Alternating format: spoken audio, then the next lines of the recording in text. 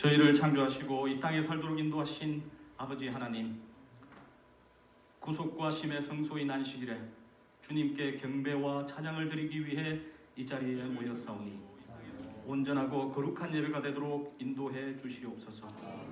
여전히 감당하기 어렵고 이해할 수 없는 시련과 마주할 때라도 생명의 주권자 되시는 주님을 바라보게 하시고, 혹 주님의 응답이 늦을지라도 신실하신 주님께서 함께 하신다는 그 약속의 믿음 위에 굳게 설 수 있도록 도와주시옵소서. 고난의 시간 속에 담겨있는 주님의 마음과 뜻, 주님의 계획을 바로 깨닫게 하시고, 고난 중에라도 인내와 위로, 감사와 소망의 열매를 거두게 축복해 주시옵소서. 선물로 주신 저희들의 자녀들 어디에 있든지 주님의 은혜 안에 머물게 하시고, 기도와 말씀이 그들의 생애에 늘 함께 할 수 있도록 인도해 주시옵소서. 이제는 더 나은 본향을 사모하고 하늘의 소망을 두며 교만한 저의 마음을 예수님의 겸손 앞에 굴복시키고 오직 여호와의 높임을 선포하는 안식일이 되도록 동행해 주시옵소서. 단 위에 세우신 주님의 종의 입을 통해 진리의 말씀이 선포될 때 저희들 모두가 영으로 새롭게 함을 경험하는 예배가 되기를 간구드리며, 허물과 죄로 죽었던 저희들의 구속하신 예수 그리스도의 의와 공로에 힘입어 간절히 기도드립니다.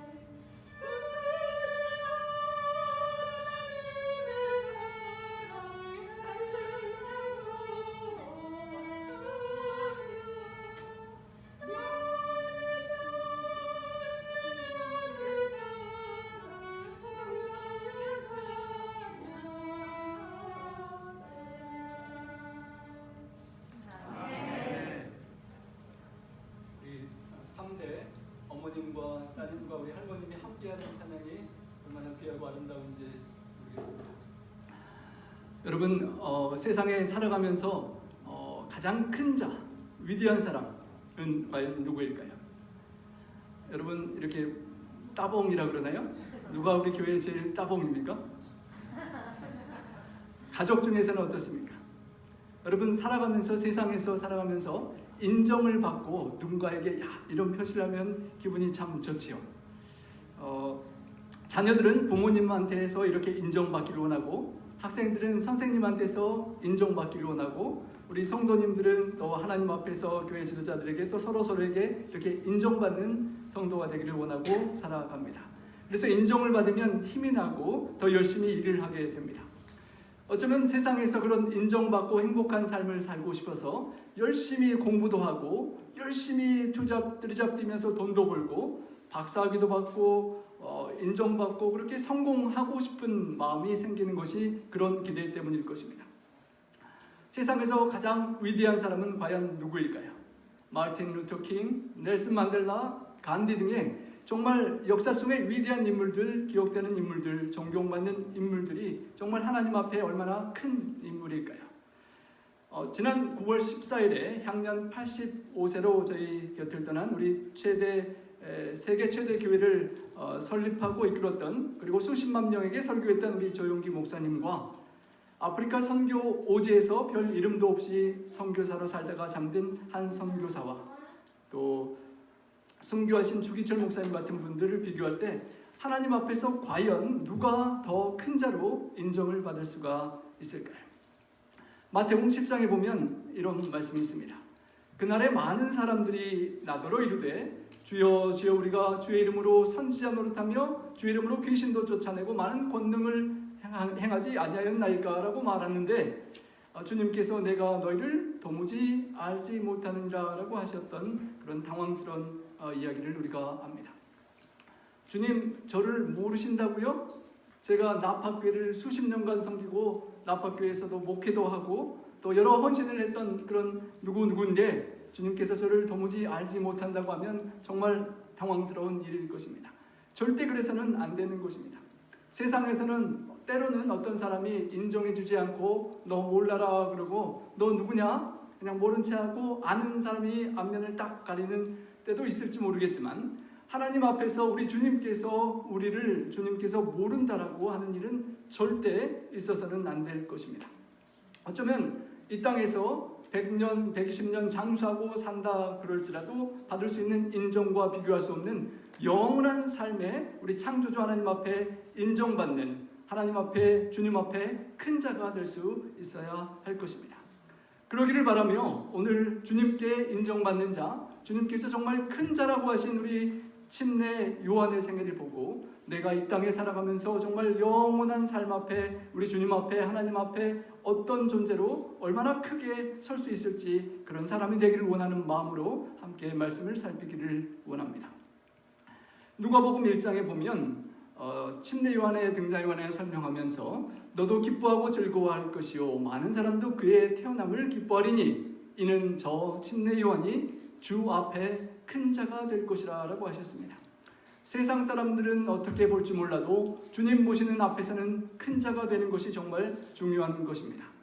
마태복음 11장 9절에서는 그를 선지자보다 나은 자라고 했습니다. 정말 보기를 원했던 사람들이 많이 찾아갔던 선지자보다 더 나은 자로 인정받는 사람. 또 마태복음 11장 11절에는 여자가 낳은 자 중에 침례 요한보다 더 큰 이가 일어남이 없도다라고 칭찬을 받을 정도의 그런 귀한 침례 요한의 삶은 과연 어떠하였을까요? 여자가 낳은 자라고 하는 말, 모든 인류를 포함할 수 있는 그런 관용적인 표현일 텐데요. 모든 사람들 중에 침례 요한보다 더 큰 이가 그때까지 일어남이 없도다라고 칭찬을 받았던 그의 삶은 과연 어떠했을까요? 침례 요한이 감옥에 갇혔을 때 오실 그이가 당신이오니까 아니면 우리가 다른 일을 기다리오리까 라고 의문을 품고 고심했던 적도 있었는데 그럼에도 불구하고 그런 침례 요한을 주님께서는 여자가 낳은 자 중에 요한보다 큰 이가 없다라고 크게 칭찬을 해 주셨던 것입니다. 구약의 모세와 엘리야와 다윗과 다니엘과 아브라함과 수많은 선지자들이 기라성같이 버티고 있는데 그런 믿음의 상징들을 다 제치고 왜 예수님께서 침례 요한이 가장 큰 자라고 그렇게 칭찬을 하셨을까요? 침례 요한의 생애는 아주 짧았습니다. 그렇게 대단한 사역을 많이 할 정도로 오래 살지 못했습니다. 모세처럼 엄청난 기적을 베풀지도 못했고 다니엘처럼 하나님으로부터 위대한 계시와 꿈을 해석하고 받았던 사람도 아니고 이사야나 에레미야처럼 애언의 메시지를 장황하게 장대하게 그렇게 전파했던 사람도 못 되었습니다. 하지만 주님 보시기에 여자가 낳은 자 중에 침례 요한보다 큰 이가 일어남이 없도다라는 평가는 가장 중요한 평가와 인정이었던 것입니다. 구약 성경 말락에서는 이렇게 맞춰집니다. 보라, 여호와의 크고 두려운 날이 이르기 전에 내가 선지 엘리야를 너에게 보내리니. 성경 구약의 마지막 부분에 크고 두려운 날이 이를 텐데 그 이전에 너에게 선지자 엘리야를 보내리니 그가 아버지의 마음을 자녀에게로 돌이키게 하고 자녀들의 마음을 그들의 아버지에게로 돌이키게 하리라. 돌이키지 아니하면 두렵건대 내가 와서 저주로 그 땅을 칠까 하노라 라고 하며 구약 성경이 맞춰집니다. 엄숙한 경고로 구약은 맞춰집니다. 진정으로 돌이키고 회개하지 않으면 악인들의 영원한 멸망의 저주를 당하게 될 것이라고 말씀을 선포하는 것입니다. 하지만 그러면서도 말라기의 마지막 희망은 남아 있습니다. 여호와의 크고 두려운 날이 이르기 전에 선지 엘리야를 보내주신다는 기대와 희망이 그들에게 있었던 것입니다. 그런데 그런 희망과 기대를 품고 기다리는 백성들에게 400여 년의 시간이 흘러갔습니다. 구약과 신약의 신구약 중간사라고 말하는 400여 년간 하나님께서 아무런 침묵하시고 말씀도 하지 않으시고 누구를 보내주시지도 않는 것 같은 어려움의 시간이 있었습니다. 정말 백성들은 의아해했을 것입니다. 왜 하나님께서 아무 말씀을 하시지 않는 것일까? 구원의 하나님의 사랑의 구원의 역사가 다시 일어날 수 있을 것인가? 하나님께서 정말 말씀을 해줄지 누군가를 보내주실지 정말 기다리는 그런 시간이었습니다. 어쩌면 하나님께서 더욱더 간절히 애타게 구원의 역사를 이루시길 기다리며 때가 참에 하나님의 아들을 보내주실 시간을 기다리고 있던 그런 시간이었을 것입니다. 그리고 마침내 하나님의 말씀이 400여 년이 흐르고 임하게 되는 것입니다. 누가복음 3장 1, 2절에 보면 그 당시 하나님께서 오랫동안의 침묵을 깨고 말씀을 주신 배경을 이렇게 설명합니다. 누가복음 3장 1절에 보면 디베리오 황제가 통치한 지 15해에 빌라도가 유대 총독으로 헤롯이 갈릴리 분봉왕으로 여러 유명한 사람들이 역사적인 정치적인 리더들의 이름을 열거하고 이제 2절에 종교적인 지도자들을 이렇게 설명합니다. 안나스와 가야바가 대제사장으로 있을 때에 하나님의 말씀이 빈들에서 사가랴의 아들 요한에게 임한지라. 여러분, 하나님의 말씀이 우리에게 임할 때 우리는 영원한 하늘에서 우리 주님 앞에 큰 자가 될 수 있는 것입니다. 왕들에게, 정치 군주들에게, 지도자들에게 임하지 않았던 말씀이 또 종교 지도자들, 대제사장에게 임하지 않았던 하나님의 말씀이 그냥 광야 빈들에서 있었던 사가랴의 아들 요한에게 임했다는 것입니다. 하나님의 말씀이 우리에게 임할 때 우리는 큰 자가 될 수 있는 것입니다. 종교적인 또 사회적인 지위나 명예나 그런 모든 것들은 영적인 가마력에 정비례할 수 없고 하나님 앞에 인정받는 기준이 될 수 없는 것입니다. 여러분 한번 본인의 아버지의 이름을 넣고 자신의 이름을 넣고 한번 해보십시오. 자, 이거 해보겠습니다. 하나님의 말씀이 빈들에서 손길전의 아들 손석호에게 임한지라. 자, 여러분의 부모님과 여러분 이름 넣어보셨습니까? 광야가 어떤 광야? 침례 요한의 광야는 똑같이 아닐지라도 우리들의 삶의 광야 빈들과 같은 이 생애에서 여러분이 기도하고 말씀을 펼치는 그곳에서 누구의 아들, 딸 여러분에게 하나님의 말씀이 임하고 하나님의 말씀의 감동이 임한다면 여러분은 하나님 앞에 큰 자가 될 수 있는 것입니다. 그러기에 우리는 그 말씀이 임할 수 있도록 새벽을 깨우고 시간과 장소를 구별하고 하나님께 우리의 삶을 드리는 그런 노력과 정성과 예배의 시간이 필요한 것입니다. 하나님의 말씀이 임할 때 삶은 변화되는 것입니다. 그리고 침례 요한이 컸던 이유는 광야에서 경건의 훈련을 받았기 때문일 것입니다. 누가복음 1장에서는 이를 이렇게 설명합니다. 그 아이 침례 요한이 자라나며 심령이 강하여지고 이스라엘에게 나타나는 그날까지 빈들 광야에 있으니라. 여러분, 자녀 교육을 하는데 제가 아리조나에 있을 때 LA의 너무 복잡한 도시에서 문제가 많은 교육 환경에서 시골로 아리조나로 왔던 분의 그런 가정을 보았는데요. 여러분, 자녀를 어떤 환경에서 키우고 양육하고 싶으십니까? 사가랴의 부모님의 간절한 기도로 태어난 그 아들 침례 요한은 빈들에서 양육받았다고 합니다.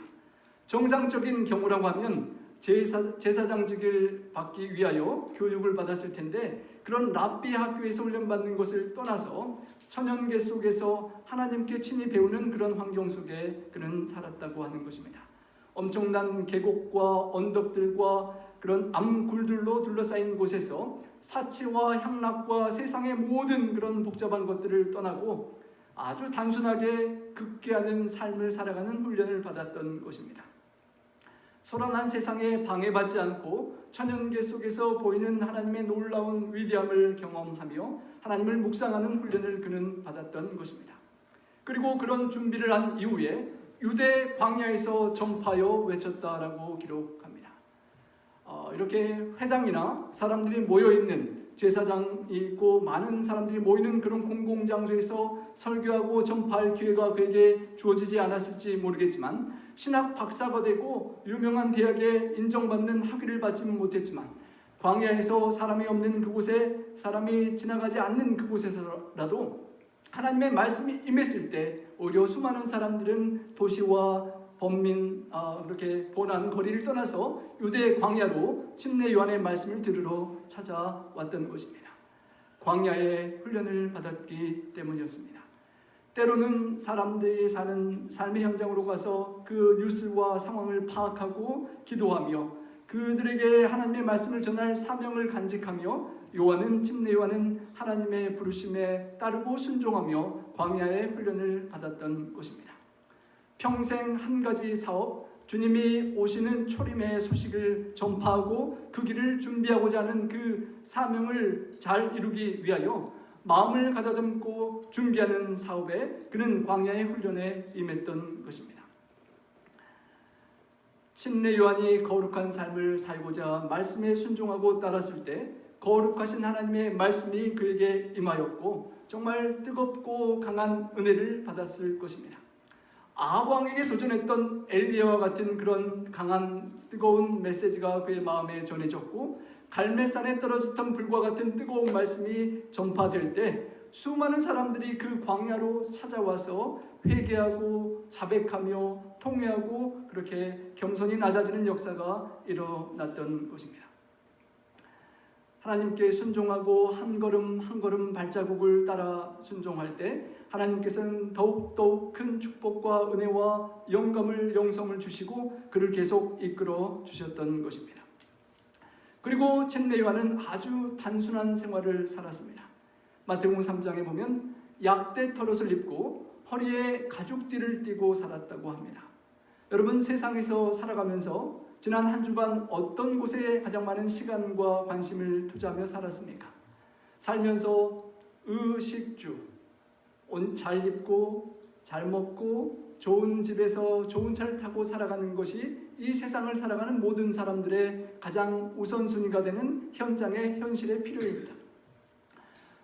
조금 더 좋은 옷을 입고 좀 더 부드러운 옷을 입고 멋진 옷을 입고 싶고 좀 더 좋은 차를 타고 좀 더 좋은 집에서 살고 싶고 그렇게 좀 더 맛있고 그런 행복을 가져오는 음식을 먹고 싶고 하는 그런 현실의 삶을 벗어나서 침례 요한은 약대 털옷을 입었다고 합니다. 이렇게 털옷이라서 좀 거칠고 불편한 느낌이 많았겠지만 약대 가죽이 아니라 털로 거칠게 짠 조잡한 외투였을 것이라고 하는데요. 그에게는 침례를 주는 사명, 회개한 사람들을 침례를 주고 하는 그 매일매일의 사역에서 꼭 필요한, 정말 물에 젖었다가도 금방 물기가 빠지고 마를 수 있는 아주 기능성 있는 그런 약대 털옷을 입었다는 것입니다. 하나님의 사명을 수행하는데 시간을 단축할 수 있는 그런 편안한 꼭 옷, 그리고 가죽띠를 띠고 얼른 닳아지지 않지만 투박하지만 내구성 있는 그런 옷을 단순히 입고 그는 하나님의 말씀과 기도에 전념했던 것입니다. 누가복음 7장에는 이런 말이 있습니다. 너희가 광야에 무엇을 하러 나갔더냐? 바람에 흔들리는 갈대냐? 무엇을 보려고 나갔더냐? 부드러운 옷 입은 사람이냐? 화려한 옷을 입고 사치하게 지내는 자는 왕궁에 있느니라. 부드럽고 좋은 비단 옷을 입고 화려한 색깔 옷을 입고 아름다운 그런 옷을 입고 좋은 것을 먹고 마시는 사람들은 왕궁에 번화가에 있고 정치적 지도자, 종교적 지도자로 살아가고 있지만, 너희가 간절히 영적으로 기갈하여 광야로 나가서 보려고 했던 사람은 그런 사람이 아니라 약대 털옷을 입고 단순한 하나님의 초점을 맞춘 침례 요한이었다라고 말하는 것입니다. 또한 그는 성령의 충만함을 모태로부터 입었다라고 표현되었습니다. 여러분, 하나님 앞에 큰 자가 되고자 하면 성령이 충만함을 사모하고 성령님과 동행하는 삶을 살고자 노력해야 하는 것입니다. 모태로부터 성령의 충만함을 입은 침례 요한이 한 걸음 한 걸음 성령의 인도를 따라 살아가고 그 순종의 삶을 계속 살아가고 또 그 순종의 삶 속에 성령의 충만한 열매들이 맺히는데 그의 삶 속에 절제된 삶, 성령의 열매 가운데 절제의 열매가 맺혔던 것입니다. 그 사명을 수행하는 데 있어서 아주 필요한 정신력과 영적인 능력이 필요했는데 그것을 위하여 그는 옷을 단순하게 입고 먹는 것을 단순하게 하면서 그 당시에 재물의 탐욕과 사치와 과시와 세상에 대한 사랑이 꽉 차 있었던 그 세대에서 벗어나 광야에서 구별된 삶을 살아가고 있었던 것입니다. 쾌락을 쫓아 살아가며 병들고 죽어가는 그 사람들 사이에서 구별된 삶을 뚜렷하게 살아가는 침례 요한은 그 삶을 보는 자체만으로도 기별이 되었던 것입니다. 그런 그가 단순한 약대 털옷을 입고 가죽띠를 띠고 먹고 살았던 것을 메뚜기와 석청이었다라고 말합니다. 여러분, 메뚜기와 석청 이렇게 하면 이런 그림이 생각되죠. 광야에서 뛰어다니는 메뚜기를 잡아먹고 야생 벌꿀을 먹었을까라고 생각하기도 하고 그렇게 말하는 학자들도 있긴 합니다. 하지만 그 메뚜기가 곤충이 아니라 캐럿 나무의 열매라는 언어학적인 유력한 증거가 있습니다. 지중해 연안에 광범위하게 자라는 식물인데 팔레스타인의 흔한 나무라고 합니다. 리마콩처럼 생겼고 영양분이 충분해서 가난한 사람들이 얼마든지 따서 먹고 살 수 있었던 음식이고 탕자가 먹었던 쥐염 열매가 이 캐럿나무의 열매라고도 말하게 됩니다. 그 이유인즉 캐럿나무 열매를 영어로 로커스트, 메뚜기라고 하는 똑같은 그렇게 호칭을 부르고 있고 그 열매를 영국에서 요한의 음식이라고 이렇게 부르기도 한다는 것입니다. 어떤 것인지 정말 침례 요한이 먹었던 음식인지 우리가 하늘에 가봐서 알아볼 궁금한 일이지만 결론은 침례 요한은 아주 단순한 식사를 했다는 것입니다. 많은 준비의 시간을 들일 수도 없었고 우리 교회에 나오는 맛있는 파트락 같은 점심을 기대할 수도 없고 또 여러분 아내들이 해주는 맛있는 음식을 결혼도 하지 않고 기대할 수 없었지만 아주 단순한 음식, 그냥 천연계 속에서 하나님께서 준비한 것을 그냥 먹고 배를 채우고 사명에 전념할 수 있었던 그런 단순한 음식을 먹고 살아갔다는 것입니다.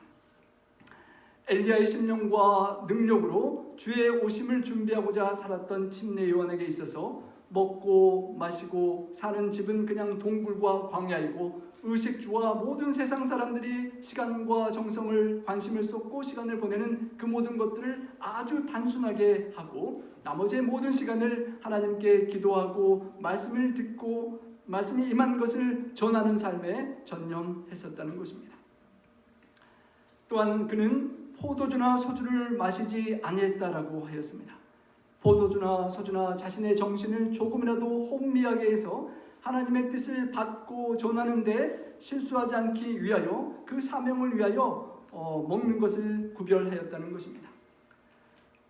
사람들이 종교 지도자들이 침례요한을 비평하기를 떡도 먹지 아니하고 포도주도 많이 마시지 아니한다라고 귀신 들렸다라고 그렇게 비난을 받기도 할 정도로 먹어도 되는 떡이지만 많이 먹고 졸지 않으려고 노력하고 그렇게 구별하여 먹고 마시는, 먹든지 마시든지 무엇을 하든지 하나님께서 나에게 주신 그 사명, 초림하시는 주님을 소개하고 그 길을 예비하는 사명에 온전히 집중하고자 초점을 맞추는 삶을 살았던 것입니다.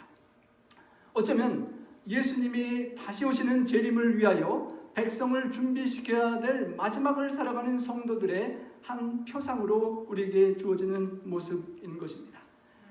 재림을 위하여 백성을 준비시키며 또 준비되며 살아야 될 우리가 어쩌면 침례 요한의 삶을 보고 배워야 될 많은 점들이 있고, 그러한 삶 속에 마지막에 우리가 주님 앞에 큰 자라고 칭찬받을 수 있을 그런 소망을 갖는 것입니다. 그에게서 절제와 자제의 공과를 배울 수 있는 것입니다. 절제하고 자제할 때 우리는 하나님의 뜻을 초점을 맞추어서 더 순종하고 따라갈 수 있기 때문이었던 것입니다. 영적인 통찰력과 정신력을 침례 요한처럼 그렇게 갖고자 기도하며 살아야 할 것입니다. 여러분, 신학과 학생 때 똑같은 신학과 교수님들에게 강의를 듣는데 어떤 학생들은 은혜 받고 감동하며 막 노트를 적으면서 하나라도 안 놓치려고 쓰는 반면에 또 어떤 학생은, 저도 가끔 그런 학생이 될 때가 있는데, 기숙사 점심이 맛있는 게 많이 나와서 절제하지 못하고 많이 먹고 가서 그 좋은 명강의가 지나가는데 꾸벅꾸벅 졸아서 끝나고 나서 정말 안타까워했던 그런 기억들이 많이 있습니다. 똑같은 강의가 지나가는데 누구는 은혜 받고 감동받아서 전하고 싶고 누구는 졸며 자다가 강의가 끝나면 깰까요? 금요일 저녁 여러분 줌 예배를 들으시는데 이렇게 현장보다 좀 졸립지 않으신가요? 금요일 저녁에 얼마나 많이 드시고 그 앞에 앉느냐에 따라서 상당히 달라질 것입니다. 저도 안식일날 이렇게 설교하기 전에는 음식 먹는 것을 상당히 주의합니다. 맛있는 게 있다고 손님이 왔다고 조금 더 먹으면 확실히 이렇게 말도 잘 안 나오고 머리도 팍팍 들어가지 않는 것을 제가 느끼기 때문인데요. 요한의 삶이 단순하게 먹고 마시며 단순하게 입으면서 초점을 명민하게 하나님의 뜻에 두고 살고자 했던 것처럼 우리가 참으로 먹든지 마시든지 무엇을 하든지 주님의 재림을 기다리고 준비하는 성도로서 그렇게 구별된 삶을 살 수 있기를 간절히 소망합니다. 침례 요한이 큰 자로 인정받았던 것은 주의 길을 예비하는 자로 살았기 때문입니다. 수많은 구약의 선지자들이 주님께서 다시 오실 것을 바라보고 소망하며 살았지만 주님께서 오시는 것을 바로 예비하고 준비하고 주님을 만나고 주님께 침례를 드리고 주님께 영광을 돌렸던 그 침례 요한이 하나님 앞에 큰 자로 인정받았던 것입니다. 옛날에는 왕이 어떤 지역을 여행하게 될 때 전령이 먼저 가서 왕이 오신다는 소식을 전했습니다. 그리고 왕이 오신다는 소식에 사람들이 준비하는 것과 함께 특별히 왕이 일단의 사람들을 보내서 다듬어지지 않은 그런 길을 준비했습니다. 험준한 비탈을 평평하게 하고 우묵하게 파인 곳은 메꿔주고 왕이 오실 때 아무런 지장 없이 여행을 하고 지나갈 수 있도록 그렇게 준비했던 것입니다. 바로 침례 요한이 그러한 사명을 하며 사명에 초점을 맞추었기 때문에 주 앞에 큰 자가 되었던 것입니다. 사람들의 마음을 하나님께로 돌이키기 위하여 엘리야의 신령과 능력으로 사역을 했던 것입니다.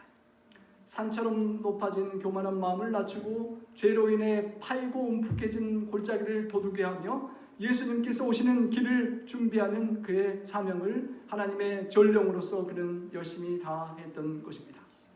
이사야 40장 3절의 예언처럼 외치는 자의 소리여 가로되 너희는 광야에서 여호와의 길을 예비하라 사막에서 우리 하나님의 대로를 평탄케 하라 라는 그 말씀과 예언에 따라 누가복음 3장에서는 그 말씀을 다시 반복하고 주의 길을 예비하라 첩경을 평탄케 하라 하며 그 설명을 더 이렇게 부연합니다.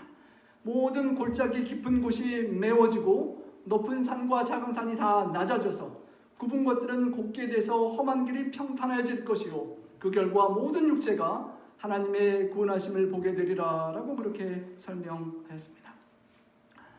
재림을 기다리는 우리들, 정말 재림 주의 오심이 더욱 가깝게 들리고 보이는 수많은 징조들을 보고 살아가는 우리들이 정말 골짜기를 메우고 우리의 죄로 인하여 상처는 골짜기를 메우고 미움과 증오의 골짜기를 메우고 또 높은 산 낮은 산 교만하고 나 자신이 높아지고 난 모든 것들을 낮추고 겸손히 낮아지며 내 자신을 하나님 앞에 준비하고 내 가족과 이웃과 성도와 주변 세상 사람들에게 그렇게 침례 요한에게 나와서 함께 살고자 하는 마음이 이루어졌던 것처럼 우리 한 명 한 명의 삶이 그런 침례 요한과 같은 삶을 살아가면 그런 백성들이 함께 준비되는 삶이 될 수가 있고 큰 자가 될 수 있는 것입니다.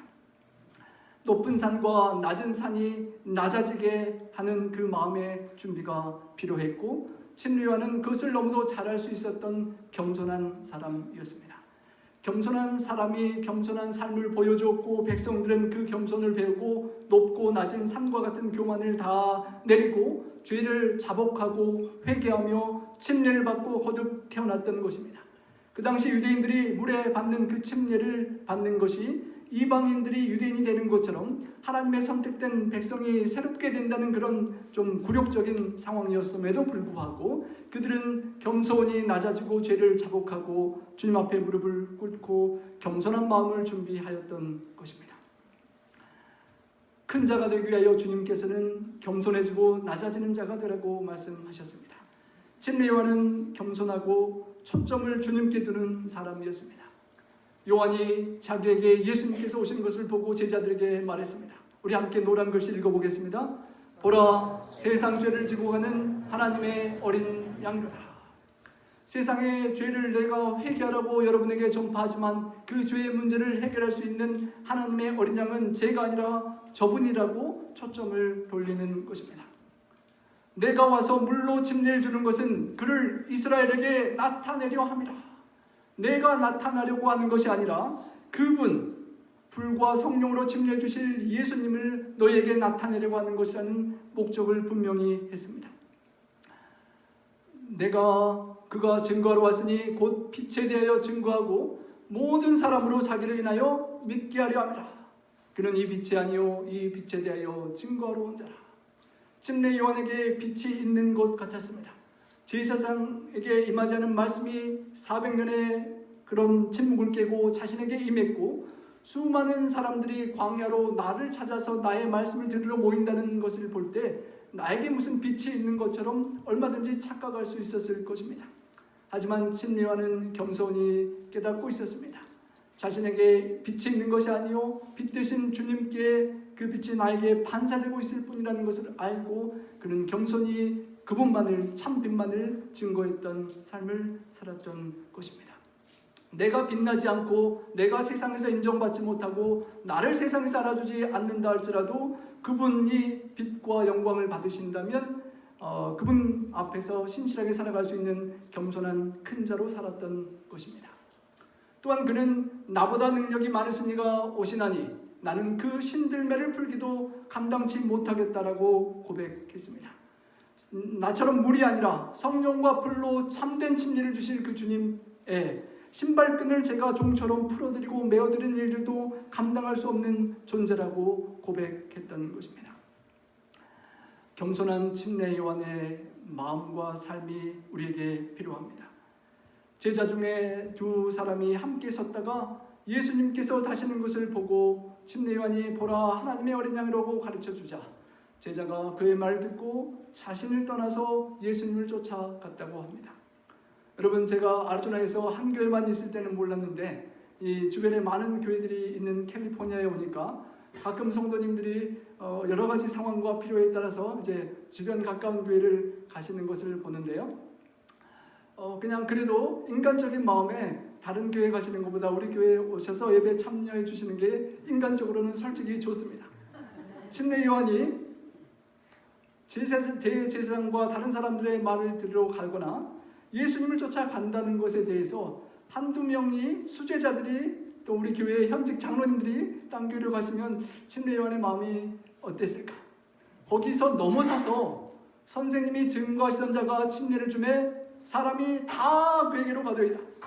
우리 한두 분이 아니라 어느 날 우리 특별 강사님이 이웃교회에 오셨다고 우리 성도님들이 안식일에 다 가셔버리면 제 마음이 어떨까요?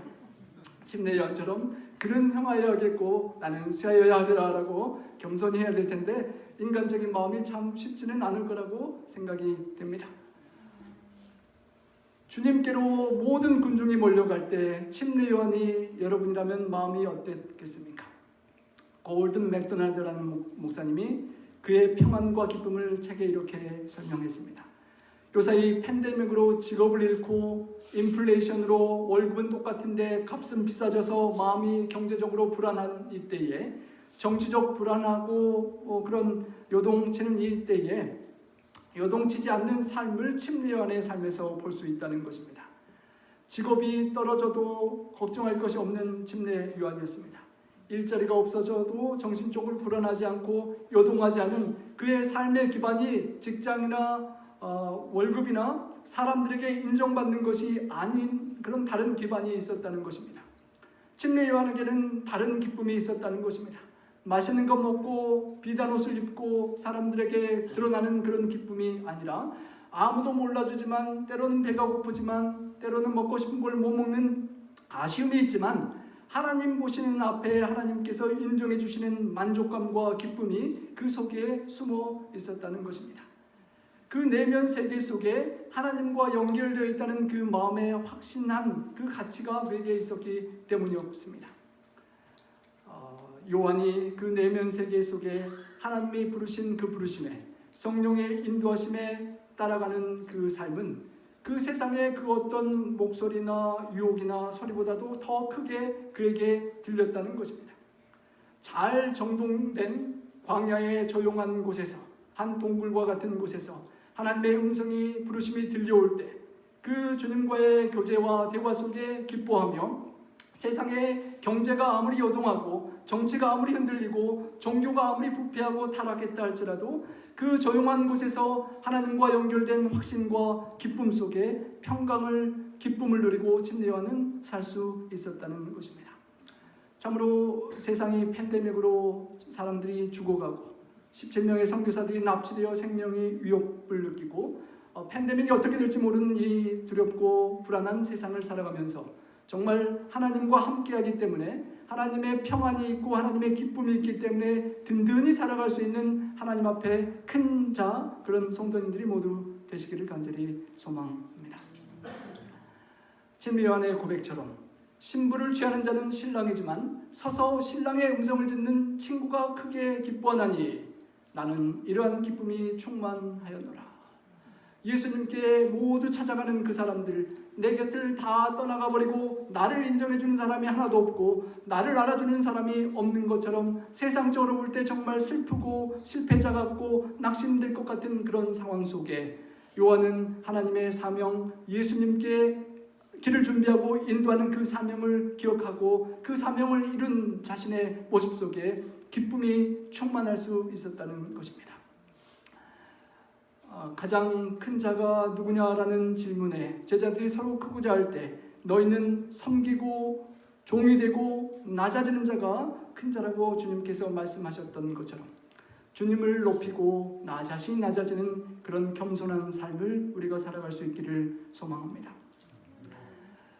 유명한 지휘자 레오나드 번스타인에게 가장 연주하기 어려운 악기가 무엇인가라고 누군가 질문했다고 합니다. 그는 주저하지 않고 제2 바이올린이라고 대답했다고 합니다. 그리고 부연 설명을 했다고 합니다. 제1 바이올린 연주자들은 얼마든지 구할 수가 있습니다. 하지만 그런 똑같은 열정을 가지고 제2 바이올린이나 제2 프렌치혼이나 플루스를 연주하는 사람은 구하기는 매우 어렵소. 이것이 문제요. 아무도 제2의 악기를 연주하지 않는다면 우리는 조화로운 관현악을 이룰 수가 없는 것이요 라고 그렇게 고백했다는 것입니다. 제2 바이올린, 드러나지 않고 빛나지 않고 뒷좌석에 앉고 공로를 포기할 수 있는 그런 사람이 구하기 어려운 세상에 침례요한처럼 주님께 영광을 돌리고 겸손히 낮아지며 하나님께 영광을 돌리는 그런 성도가 될 수 있기를 간절히 소망합니다. 자랑을 늘어놓고 줄 앞으로 내 얼굴이 드러나기를 원하고 내 공로를 인정받고 싶은 것이 우리의 마음이지만 그 모든 것들을 내려놓고 침례요한처럼 주님을 높이고 주님을 초점을 맞추고 살아가는, 그래서 주님께서 우리를 높여주시는 그런 참으로 하늘에서 큰 자가 되기를 간절히 소망합니다. 침례 요한의 위대한 삶의 여러 가지 많은 모습들이 한 시간 안에 다루기는 참으로 힘들겠지만 한 가지만 더 보고 말씀을 드리기를 원합니다. 하나님의 기별을 전파했던 침례 요한, 말씀을 받고 말씀을 살아가며 말씀을 나누어서 결국은 많은 사람들을 주님께로 인도했던 침례 요한이었습니다. 침례 요한이 그렇게 살아갈 때 온 유대 지방과 예루살렘이 사람이 다 나와서 죄를 자복하고 요단강에서 그에게 침례를 받았다라고 합니다. 야, 침례 요한처럼 하면은 정말 좋겠다라는 생각이 들었습니다. 이렇게 설교를 하는데 사람들이 찾아오고 죄를 고백하고 자백하고 침례를 받는, 참으로 그런 우리 전도자가 이곳에 있으면 참 교회가 부흥하겠죠. 많은 사람들이 스스로 찾아와서 감추고 부끄러운 죄를 고백하고 나눌 수 있는 그런 영성과 축복은 우리가 전에 살펴보았던 광야와 기도와 순종과 성령 충만하고 하나님을 따라가는 그 준비 과정 속에 주님과 동행했기 때문에 가능한 그런 열매였던 것입니다. 많은 사람이 왔다라고 했습니다. 다니엘서 10장 3절에 많은 사람을 옳은 길로 인도한 사람은 뭐처럼 빛난다고요? 여러분, 밤하늘이 보는 별처럼 영원히 빛날 것이라고 하셨습니다. 침례 요한은 안타깝게도 헤로디아의 딸이 연속 가운데 춤을 추고 헤롯을 기쁘게 할 때 술 취한 헤롯이 헛된 장담을 했다가 목이 잘려 죽는 안타까운 일을 당했습니다. 그렇게 짧게 죽어간 너무도 안타까운 생애지만 이 세상에서는 정말 어처구니없이 죽은 불쌍한 한 사람 같지만 우리 주님께서 보실 때는 달랐다는 것입니다. 만일 너희가 그를 즐겨받을진대 오리라 엘리야가 곧 이 사람이라. 그토록 구약에서 예언되고 오랫동안 기다렸던 그 엘리야라고 주님께서는 인정해 주셨던 것입니다. 그가 엘리야의 신령과 능력으로 주 앞에 먼저 와서 아버지의 마음을 자식에게, 거스리는 자를 의인의 슬기에 돌아오게 하고 주를 위하여 세운 백성을 준비하리라 라는 그 약속을 성취시켰다고 주님은 인정해 주신 것입니다. 비록 이 세상에서 짧고 굳게 살 수밖에 없는 순교자가 된다 할지라도 우리 주님께서 마지막 우리를 보시고 판단하실 때에 주의 엘리야의 신령과 능력으로 주님 앞에서 주를 위하여 세운 백성을 준비하며 살다가 짧고 굳게라도 살았다라고 인정해 줄 수 있는 그런 우리가 될 수 있기를 간절히 소망합니다. 우리 한 명 한 명이 주님이 다시 오실 재림을 바라보며 내가 준비된 백성이 되고 내가 내 주변의 가족과 이웃들과 주변 사람들이 그렇게 주님 오심을 위하여 준비될 수 있도록 침례 요한처럼 그렇게 살아가는 삶, 그래서 우리의 삶이 마지막 주님 앞에 여자가 낳은 자 중에 침례 요한보다 큰 이가 없지만 천국에서는 극히 작은 자라도 넷박교회에서 그날 함께 말씀을 나누었던 그 누구 성도라도 침례 요한보다 더 크다는 그런 귀한 칭찬과 인정을 받을 수 있는 여러분 모두가, 우리 모두가 되기를 바라며 우리 말씀 드리겠습니다.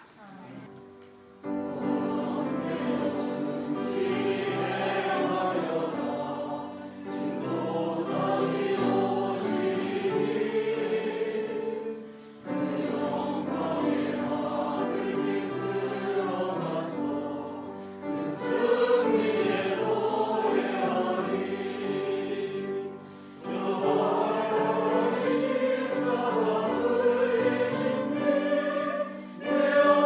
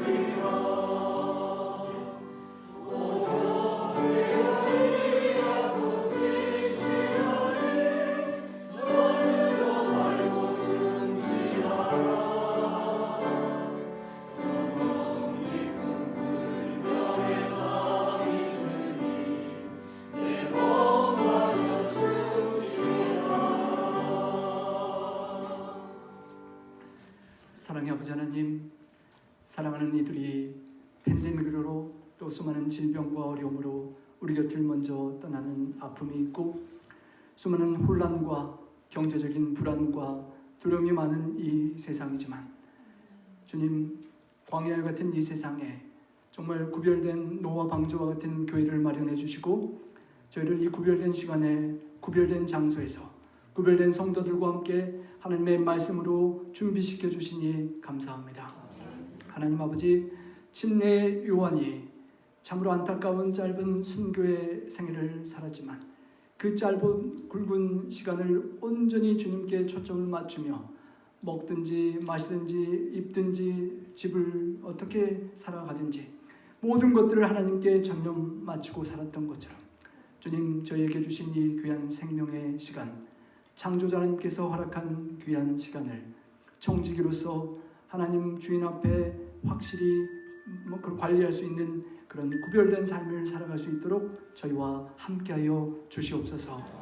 하나님, 정말 겸손하게 성령의 임재를 따라가며 하루하루 돌아오는 일주간도 순간순간도 매 순간을 주님과 동행하고 따라갈 수 있도록 도와주시고 성령 충만하여 우리의 삶의 절제와 성령의 열매들이 풍성히 맺히고 우리의 삶을 보고 내 가족들이, 내 이웃들이, 세상 사람들이 저 사람은 주님과 함께하는 사람이구나, 광야에 있더라도 그 사람을 만나러 보러 가고 싶구나 하는 사람과 교회가 될 수 있도록 저희를 변화시켜 주시옵소서.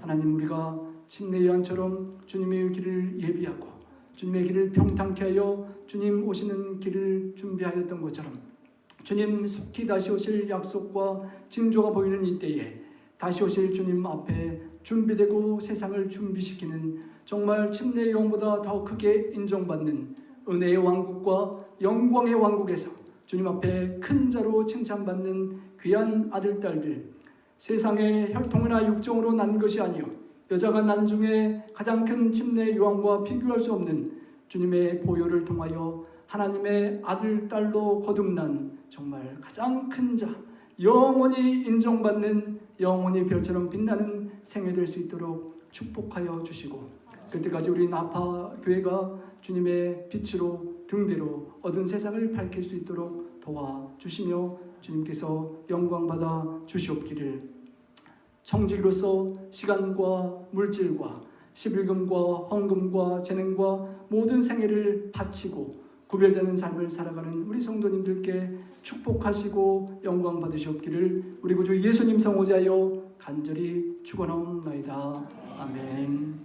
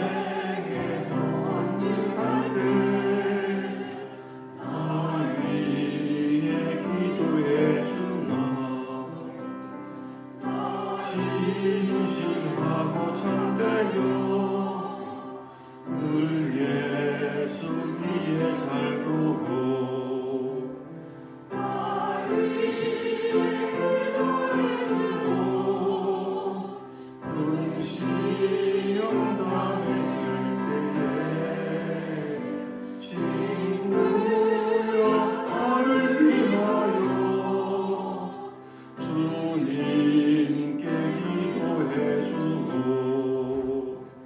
날마다 승리하도록 날 위해 기도해 주나. 온 주께 맡기니